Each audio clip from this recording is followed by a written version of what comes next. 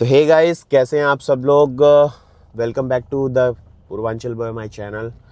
तो आज हम बात करने वाले हैं यार उस टॉपिक पे कि जब हम प्रेप कर रहे होते हैं, जब हम कंपटीशन की तैयारी कर रहे होते हैं, तब बहुत सारे लोगों का क्वेश्चन रहता है, या तो जो तैयारी करने का या बॉडी बिल्डिंग करने का सोच रहे होते हैं, तो उनकी ये क्यूरियोसिटी होती है। कभी जैसे जो चीज़ हमें नहीं पता है, आज मेरी भी क्यूरियोसिटी रहती है कि यार मैं भी उस बारे में जानूं, क्या चीज़ है, क्या है, कैसे होता है, क्यों होता है, सारे चीज़ हमें उस चीज़ को जानने की क्यूरियोसिटी रहती है। तो जो लोग अभी बिगनर्स हैं या जो अभी छोटे लेवल पे कॉम्पिटिशन्स वगैरह खेल रहे हैं या स्टार्ट करने का सोच रहे हैं, तो ये वीडियो उन लोगों के लिए है। तो उन लोगों के मन में हमेशा क्वेश्चन रहता है यार कि भैया आप लोग इस तरीके से मतलब इतने लंबे लंबे दिन तक प्रेप करते हैं, तो आप लंबे समय तक अपने डाइट को फॉलो कैसे कर पाते हैं। देखिए, मैं इस बात पे एक चीज़ कहना चाहूँगा कि जब तक आप अपने डाइट को इंजॉय करना नहीं सीखेंगे, तब तक आप मतलब समझो कि आप वो बॉडी बना ही नहीं पाएंगे भाई, समझो। क्योंकि आपको डाइट को आप ऐसा समझो कि आज आप कोई चीज़ खा रहे हो, ओट्स खा रहे हो, जो मतलब समझो उसके अंदर आपको कुछ मिक्स नहीं करना है, ठीक है। नॉर्मल ओट्स खा रहे हो और नॉर्मल वे उसके अंदर आप प्रोटीन डाल के खा रहे हो और आपको वॉमिट आ रहा है, ठीक है।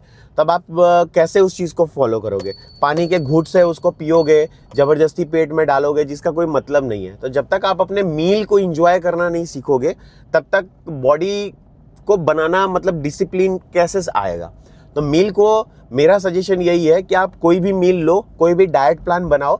बनाने के बाद जब जो भी मील आपका बन रहा है, अब उसके अंदर कोई देखो सॉल्ट नहीं है, मसाला नहीं है, कुछ भी नहीं है, ठीक है। बट उसको खाना कैसे, उसको इंजॉय करना है, ठीक है, खाते समय। तब आप उस चीज़ को डिसिप्लिनली कंसिस्टेंसी के साथ फॉलो कर पाएंगे। बाकी वो पानी के घूट घूट से आप उसको ज़बरदस्ती पेट में उतारेंगे तो उसका कोई मतलब नहीं है, समझो।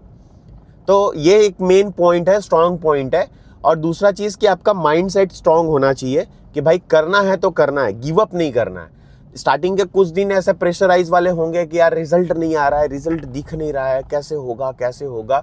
तो उस चीज़ को आपको ऐसे ही धीरे धीरे, क्योंकि जब आप खुद पे ट्रस्ट करके चीज़ों को बिल्ड कर रहे होते हैं ना, तो रिजल्ट थोड़ा स्लो आता है, लेकिन सक्सेस बहुत लंबी आती है, ठीक है। तो आपको उस चीज़ पे काम करना है कंसिस्टेंसी से, माइंड को शांत रख के, माइंड सेट एकदम स्ट्रांग बना के, ठीक है।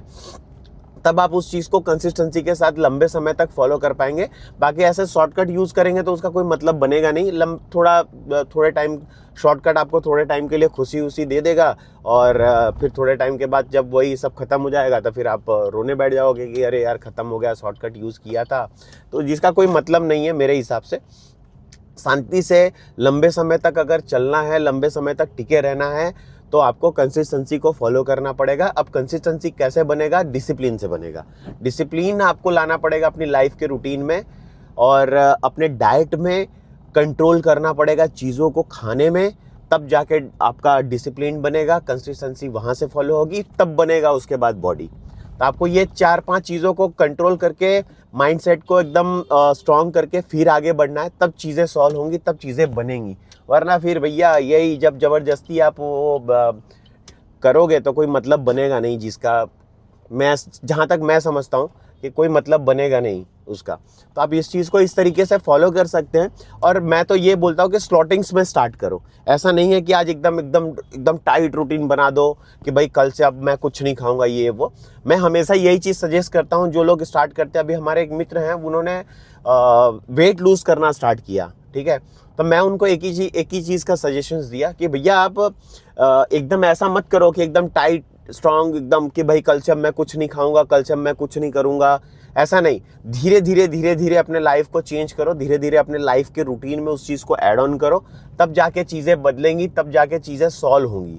तब वहाँ से आपको चीज़ एक रूटीन भी बैठ जाएगा। वरना क्या होगा कि एकदम मोटिवेट होके आप 10 दिन एकदम सब कुछ अच्छे से फॉलो करोगे, 10 दिन के बाद भैया गायब।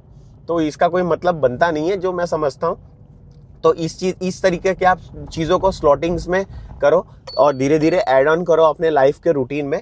वहाँ से ये चीज़ सुधर सकती है। वरना फिर आप वही करते रह जाएंगे जो भैया अभी कर रहे हैं, और शॉर्टकट के पीछे भागते रहेंगे, जिसका कोई मतलब बनेगा नहीं मेरे हिसाब से। तो इस चीज़ को इस तरीके से किया जा सकता है जहाँ तक मैं समझता हूँ।